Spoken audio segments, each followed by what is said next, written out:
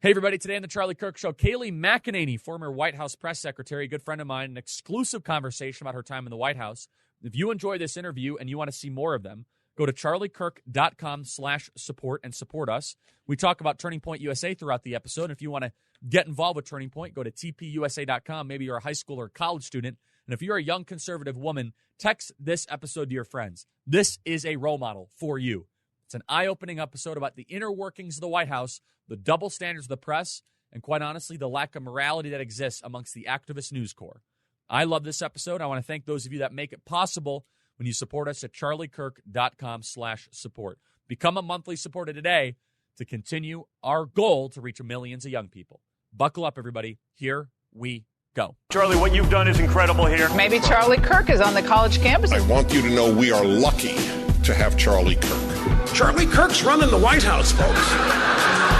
I want to thank Charlie. He's an incredible guy. His spirit, his love of this country. He's done an amazing job building one of the most powerful youth organizations ever created, Turning Point USA. We will not embrace the ideas that have destroyed countries, destroyed lives, and we are going to fight for freedom on campuses across the country. That's why we are here.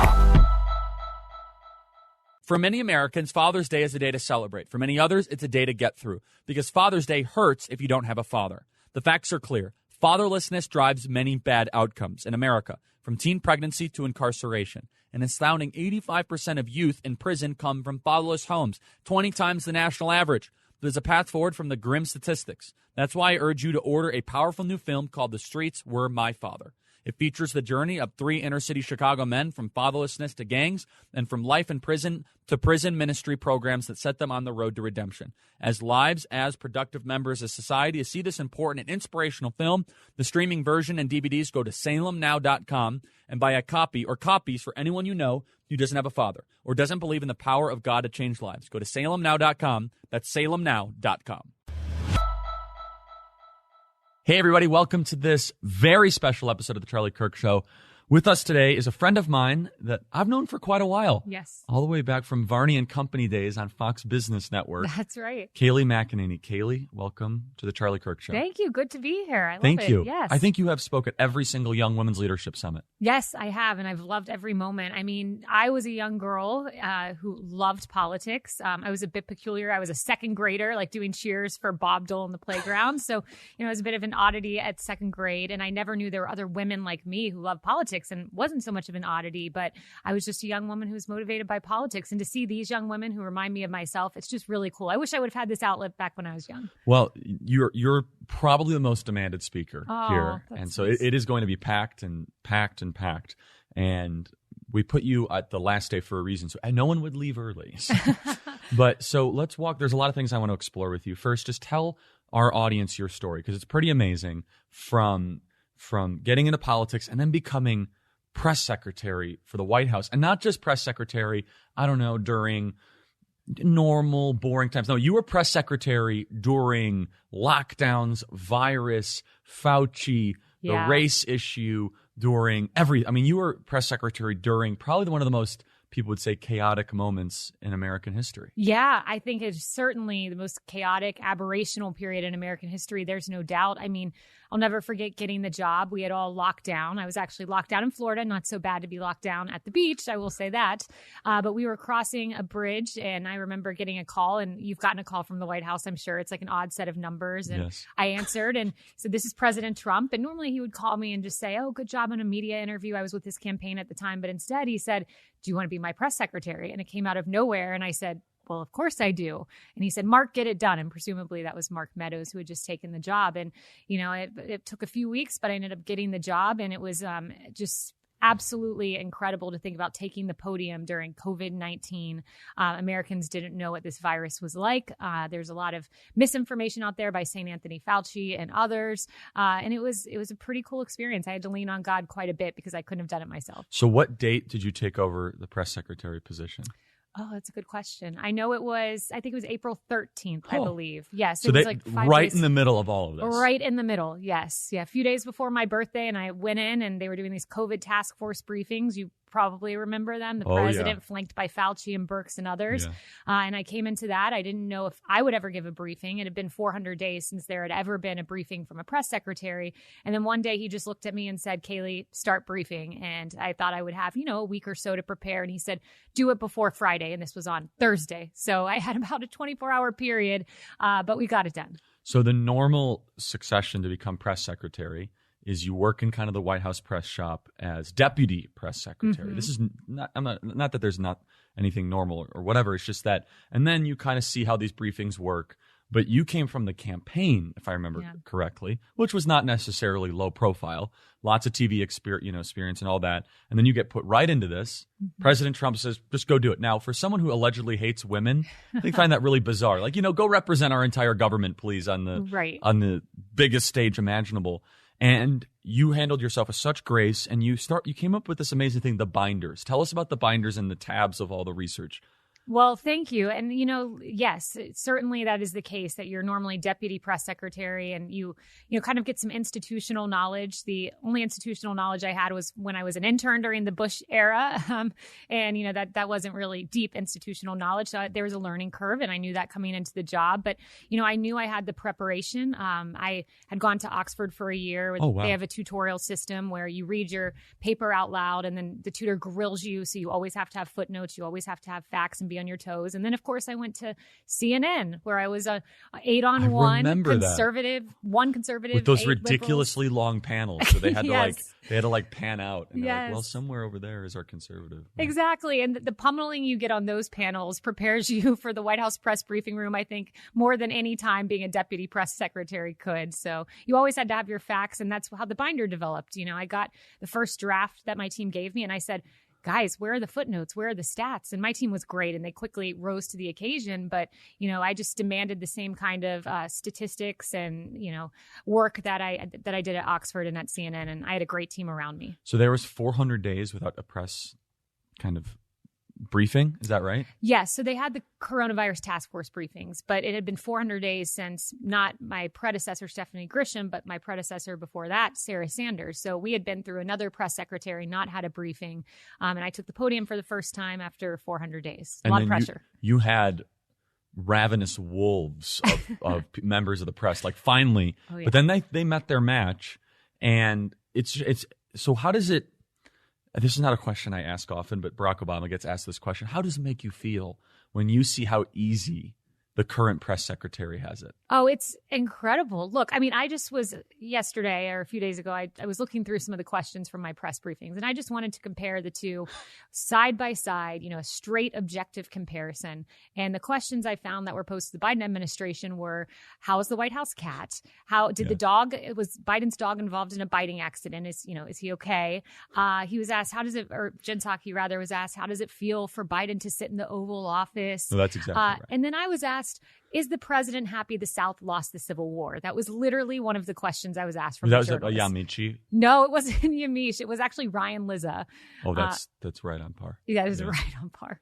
I would just love to have seen, which never would have happened, how the press would have reacted if Donald Trump Jr.'s text messages would have come out filled with the N-word. Yeah. Do you think you would have gotten a question about that? Oh, there's no doubt about it. There's absolutely no doubt. And to watch the press bury this, just like they did the Hunter Biden story during the campaign, and to see how they were wrong about Lafayette Square, to see how they were wrong. They said the president cleared protesters with tear gas to take a photo. That was never the case. I told them that, but they didn't believe me at the time. Now we know the truth. The IG report came out. Same on the origins of COVID in a lab.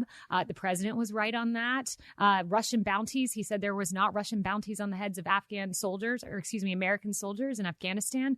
He was right about that too. And we told them the truth and they never believed us. It's amazing. There's been a lot of vindication since I left. Well, yeah, in the last year, it's been a full propaganda campaign to try to remove Trump. And quite honestly, it worked. And it's too bad because so many Americans are just programmed to kind of live in this place of comfort of the information that's provided to them.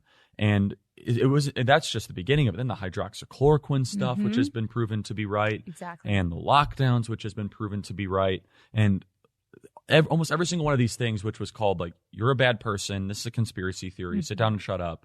All of a sudden now is really the media is either forced to admit or there's some sort of study that shows that they were wrong, and the Lafayette Park one is another good example. The Loser and Suckers one from the Atlantic story. We weren't even allowed to talk about the Hunter Biden story. Yep. And I asked people this question. I said, do you think that Tony Bobulinski is a household name? Or or why is Michael Cohen a household name and not Tony Bobulinski? Right. And that's because we have an activist press that literally just cares about destroying not just Donald Trump, but his entire political movement. And so a lot of people then get cynical when they start to hear this kind of pattern. They don't feel like, oh, we won, we're on the right side of the argument. They're like, no, we knew this early. How are people supposed to process this? Well, we've got to fight back with the truth. Yeah, it is easy to get cynical. You're exactly right. But we've got to hold them accountable. And that's what I tried to do from the podium, go on offense. My dad said when I went into the administration, come up with a phrase that you want to encapsulate your tenure. And I said, offense only. I'm tired of playing defense. I'm tired of watching Republicans get one version of stories, one set of headlines, and Democrats getting another. And we're going to fact check the press. So when they ask me about a tweet of mine, I'm going to fact check some of their headlines in real time. And that's the kind of attitude as Republicans I think we must have, because you're right. Tony Bobulinski, of course, Hunter Biden's business associate. I said to the press, hey, guys, do me a favor. Watch the Tony Bobulinski interview. They agreed. They watched it. And I said, what do you think? And this was at the height of the campaign. They go, it was interesting. Yeah. That's it. Crickets. It was interesting. And now we know the Hunter Biden story was real, as Hunter is under federal investigation. Yeah. And these people are, and I have to really be careful saying this. Well, I don't. But I don't actually think these are good people. I don't. They were so nasty to you. They were so mean to you. They were so awful to our country. And then I have to see the way they treat Jen Psaki. They're asking Jen Psaki, so what's your thought on whether or not Joe Biden thinks that President Trump's going to get indicted or not? I'm like, wait, hold on a second. What?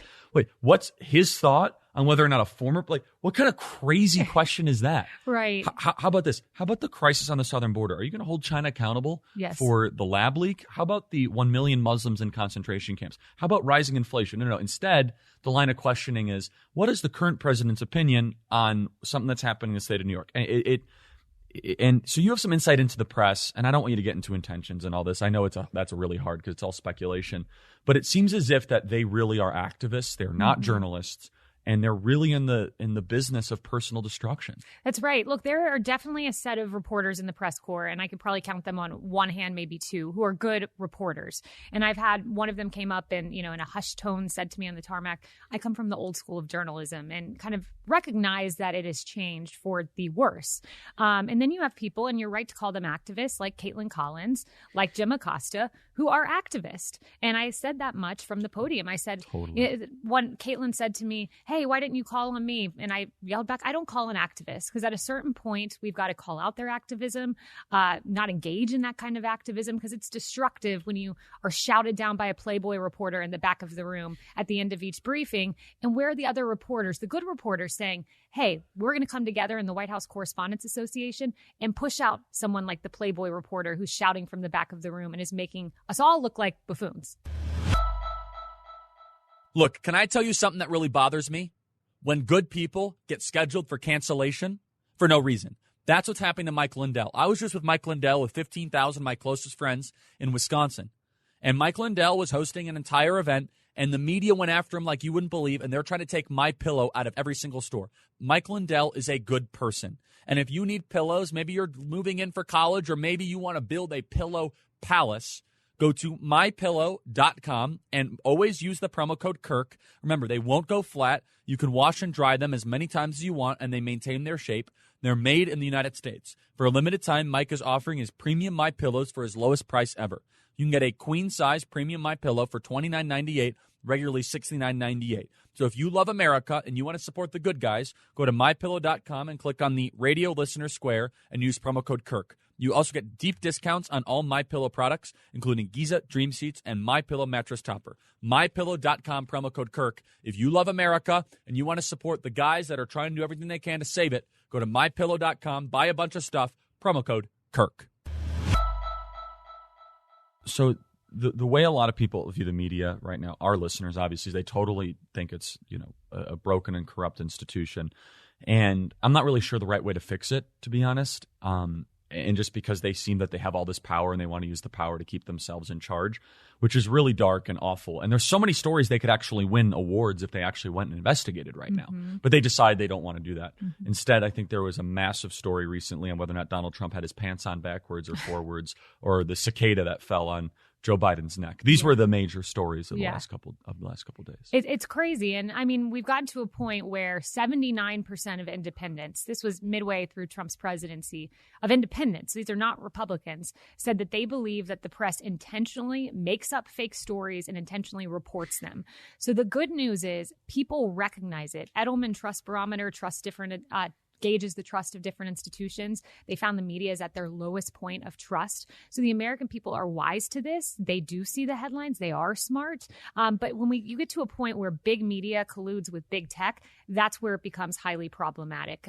There was a poll out recently that I think it was 1 in 6 Biden voters would have changed their vote had they heard about the Hunter Biden story. Talk about influencing an election. There's simply no doubt that Twitter and big media and big tech altogether influenced an election.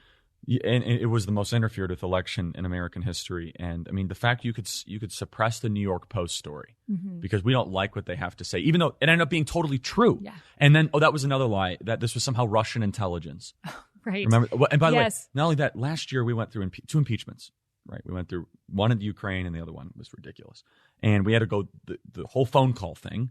Then a couple months later, we had to deal with the whole virus and the lab leak. And if the Democrats actually wanted to permanently sever the country, they're doing a great job. Yes, they are. But the point to Russian disinformation, this is where it becomes so laughable that anyone with a brain cell can see through the antics of the press.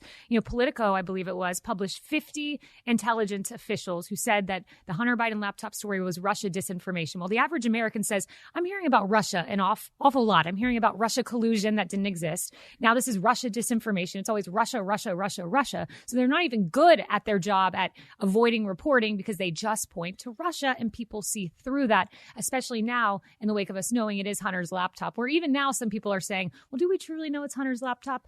I'm pretty sure if it has hundreds of pictures of Hunter, text messages of Hunter, emails, without clothes on, emails from Hunter, it is indeed Hunter's laptop. No, we know it's Hunter's laptop. It's been third-party corroborated. They've never denied it. Yep.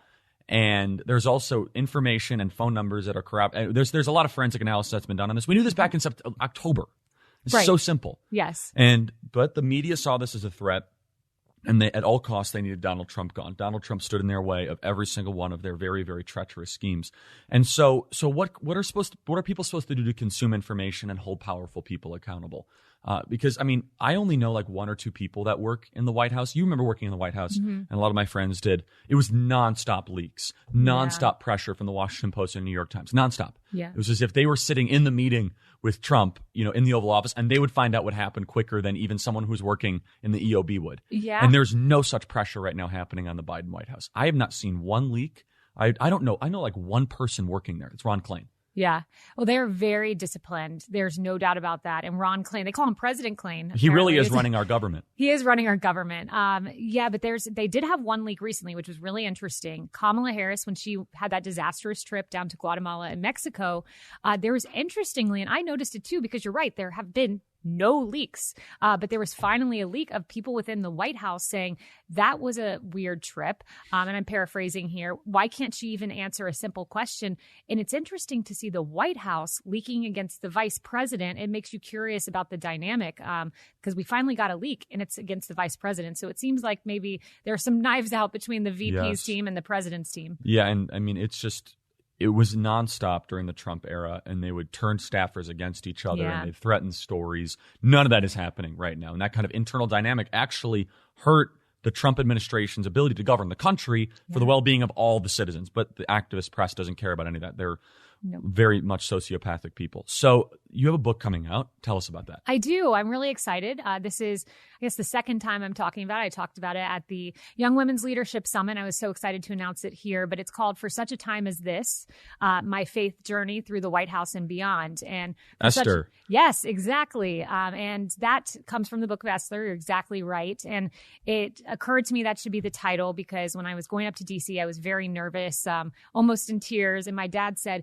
Kaylee, maybe you were made for such a time as this. this. And interestingly, a Democrat commentator sent me the exact same phrase, and it just stuck out in my head that, you know, God puts everyone in a certain place in a certain time for a reason and a purpose. I think I was at the podium for a reason, for a purpose in that time. And I think everyone who reads this book has a purpose they're designed to fulfill, and they just have to find it. So it'll be about my journey through the White House. There will be some cool behind the scenes moments, like when the president of the United States got COVID-19, the most serious threat to the presidency since Reagan was shot.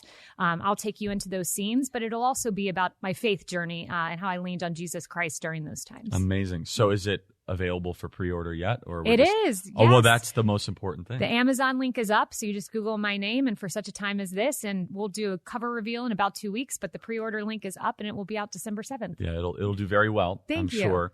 And so talk more about your faith and how important that was in the White House. We live in an increasingly secular society. Mm-hmm. I believe there's a massive spiritual battle happening in our country right now.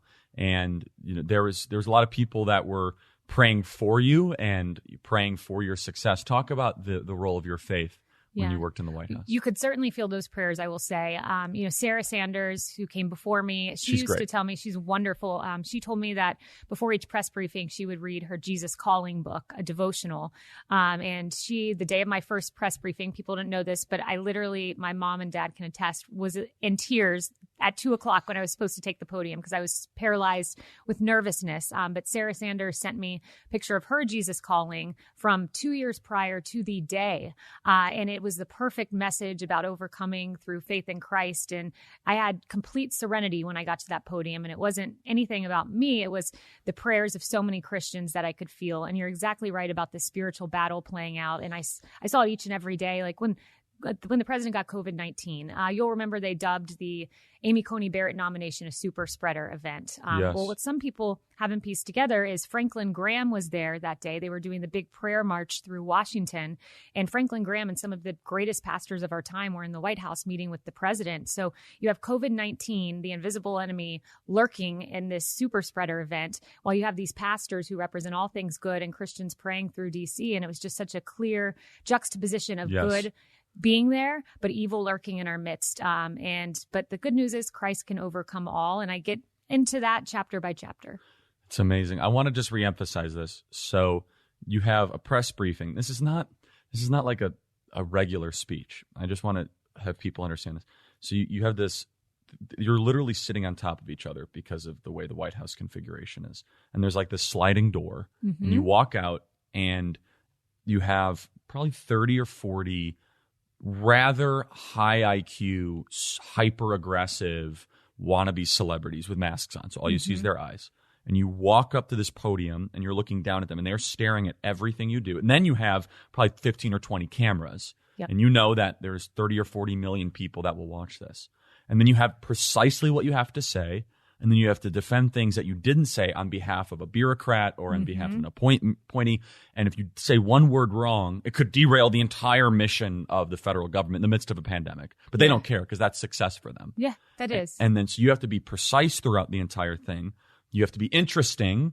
And then you also have to be able to answer the questions from the opposition.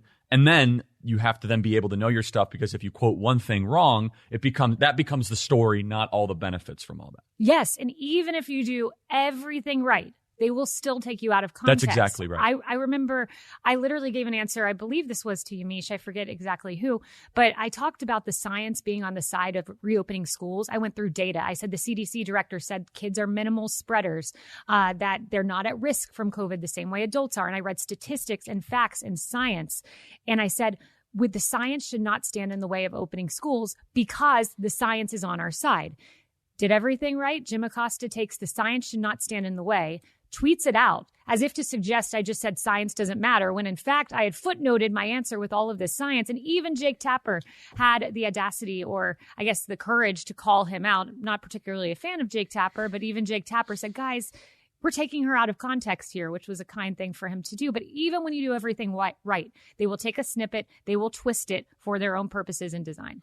It's the highest stakes imaginable, and it's rather remarkable, and it just in the way that there's no comparison to what's happening right now. This is not a press briefing. This is a lunch with friends, which what's happening with Jen Psaki, right? That's not a press briefing. This is like an interrogation coupled with kind of like a war briefing. It's this really weird it's like really bizarre in the sense that it really doesn't exist anywhere else in the country. And you kind of just look at it like, oh, she's just kind of giving a speech. No, you have to understand it from her actual visual optical perspective. Every time you look up from that podium, you have 30 really like treacherous people that are staring at you, waiting for one thing.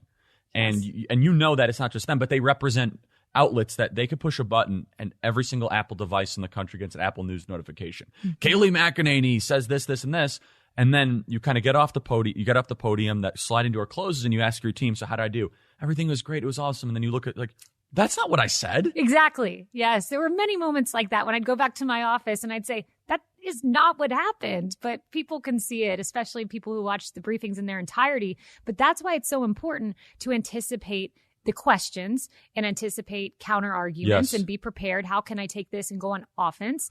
And it was interesting. We would plan questions going from some days 7 a.m. all the way to the briefing. And we would often identify a much harder question than any of them even asked. And we're like, how did they not think to ask this question? This is the toughest one.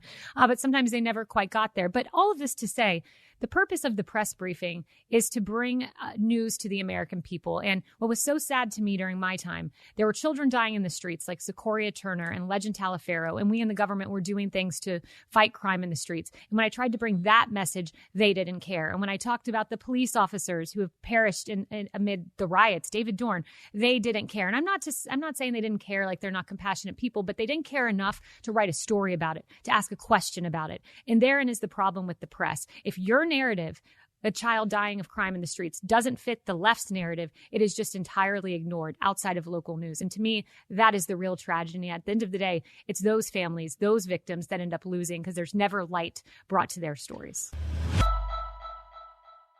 Did you ever read the fine print that appears when you start browsing in incognito mode? It says that your activity might still be visible to your employer, your school, or your internet service provider. How can they even call it incognito? To really stop these people from seeing the sites you visit, you need to do what I do and use ExpressVPN. Think about all the times you've used the Wi-Fi at a coffee shop, a hotel, or even at your parents' home. Without ExpressVPN, every single site you visit could be logged by the admin of that network. And that's still true when you're in incognito mode. What's more is your home internet provider, I'm talking about Comcast, AT&T, or whatever, can also see and record your browsing data. ExpressVPN is an application, it's an app, that encrypts all of your network data and reroutes it through a network of secure servers so that your private online activity says just that, private. ExpressVPN works on all of your devices and it's super easy to use. So stop letting strangers invade your online privacy. Protect yourself at expressvpn.com/Charlie. Use my link at expressvpn.com/Charlie. That's expressvpn.com/Charlie to learn more. So as if you didn't have enough on your plate, you also were the press secretary during the race stuff. Mm-hmm. And that's what you're getting at. And the from the George Floyd stuff to the riots to the burning and all that. And they did, I mean, that was when the press went from, we really want to take you down to a whole nother level of, and you navigated that perfectly and seamlessly. But they were, of course, trying to, do what they do. So I want to ask you a question that you might not have been asked before. A lot of people say, Charlie, I get sick to my stomach before I speak. I have to give a presentation. How did you overcome kind of just the not just the nerves, but the anxiety? Like, what was your day to get you actually physically in a place to be able to do that? Because that's not easy. I mean, I know when you speak and you have a lot of eyeballs on you, you got to be right in that strike zone. Walk us through kind of the crescendo of the day that got you to be where you were at 2 p.m. every day. So if we had a press briefing on a Monday, let's say, I would read through, I get hundreds of news alerts that come to my phone and my email, and I would read through every single news alert, every single headline, and make a list of topics. And my two closest aides were Chad Gilmartin and Julia Hahn, and they would do the same. Julia's great. Julia's incredible. She's brilliant. She used to work for Breitbart, I think. She did. Yeah. She did. She's brilliant. And we would sit down and come up with a list of topics, and we would run through every single potential hardest question we could be asked. Julia would send me a draft binder. Starting at like 7 a.m. The day before we would do. Oh, wow. And I would look through the draft binder, make notes, Google statistics, facts. I wanted to overwhelm them with information. And the next day we'd start at maybe 7 or 8 and we'd start running through the questions, reading through the binder, preparing. And then I'd go to the bathroom, oftentimes get on my knees and say a prayer. Or if I didn't do that, my team, we would all in my office, the last thing we would do, we would get in a circle and there's a guy named Ben Williamson who worked for the chief of staff. We started calling him Reverend Ben and then Pope Ben as the briefings got harder because he would always pray with us. And that was the last thing we did as a team before we walked out. And I think it worked. It gave us a lot of peace in the tough moments. Yeah, and so I hope everyone understands that, because there's this idea that there's like 600 people prepping these things and there's these massive war rooms and there's like, you research that and you do that and you research that, as if, you have kind of like the 24 CTU thing. You remember 24 Jack yes, Bauer? Of course. Like the double decker with all the data analysts. What you just told me is that you had a core team of 2 and a pretty decent sized team to go brief 40 million people daily. Yes. So our press team, exactly. We had I think it was 10 to 12 on the press 10 to 12 team. There's more people writing the Colbert every night. That's true. No, literally. there are more producers for late night comedy than producers to put on a press briefing. Yes, but these are high quality weird. people. I would take Julia and Chad and Julia's team of, I think she had 7 or I think she had 4 people. I would take that team any day over the Colbert staff. Oh, no, for sure. The Absolutely. Ellen staff, yes. all the staffs combined, because she's such a high talent person. As you know, you've met her. Yeah. And it's just an incredible juxtaposition. So let's talk about where the country is right now, kind of in closing. A lot of people are losing hope. A lot of people are wondering what's next.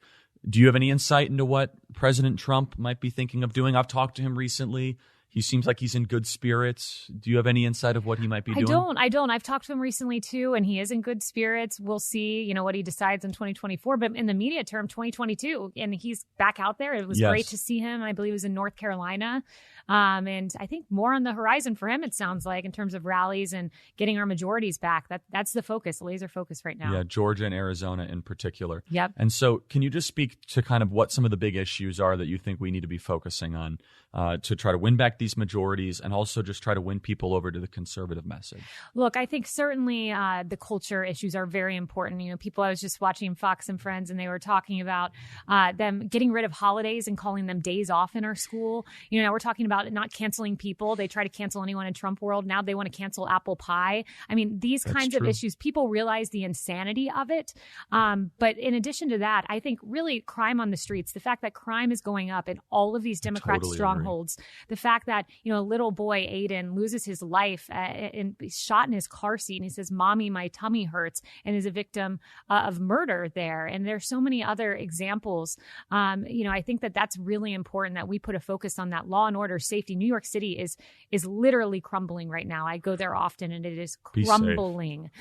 So we got to focus on securing our streets and an inclusive economy message. President Trump got more of the Black vote, more of the Hispanic vote than his predecessors did. And he did that by having an accessible economy and focusing on issues that American people care about. Crime and culture. I think those are the ones. I mean, And what's so sad about New York is that they actually did this themselves. It was a safe city. It was an enjoyable city. And they decided to be ideological, not pragmatic. They decided to go try to defend some ridiculous esoteric idea instead of actually what works for their citizens. And now people are dying. Yeah. And it's more dangerous than ever.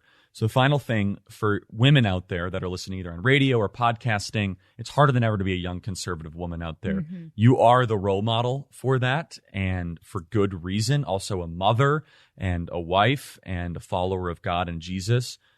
What advice, what are the big takeaways do you have for young conservative women in particular? Yes, well, that's very kind. I mean, number one, be bold when you speak, even if others don't, stand up and applaud in your classroom. You are speaking for a lot more people than you know. There are silent professions of I support you on Harvard Law campus when I was there. So if you are courageous enough to speak up and be bold, others not only will follow you, but will appreciate your voice. But number two, if you want to be a mother and a wife, not everyone woman desires that. But if you have that on your heart, you don't have to sideline that for your career. You can do both. You can have it all. It's never a wrong time to have a baby, to get married, to do those things in life. I decided, in the middle of a presidential campaign, what better time to have a baby? But I did it, and it was the best decision I ever made. So just know you can have it all. You can have a high-powered career. You can be a mother and a wife if you so choose and desire. I love it. Well, For Such a Time as This is the book. Yes. We're going to have you back on to promote it throughout. Yay. But Kaylee, God bless you. Thanks so much for coming on. Thank you. An amazing job with Turning Point. Oh, It's such an honor to be here and to speak. Thanks. Thanks so much for listening, everybody. Email us your thoughts, freedom@charliekirk.com. If you want to get behind us and our program, go to charliekirk.com/support and get involved with Turning Point USA at tpusa.com. God bless you guys. Speak to you soon. For more on many of these stories and news you can trust, go to charliekirk.com.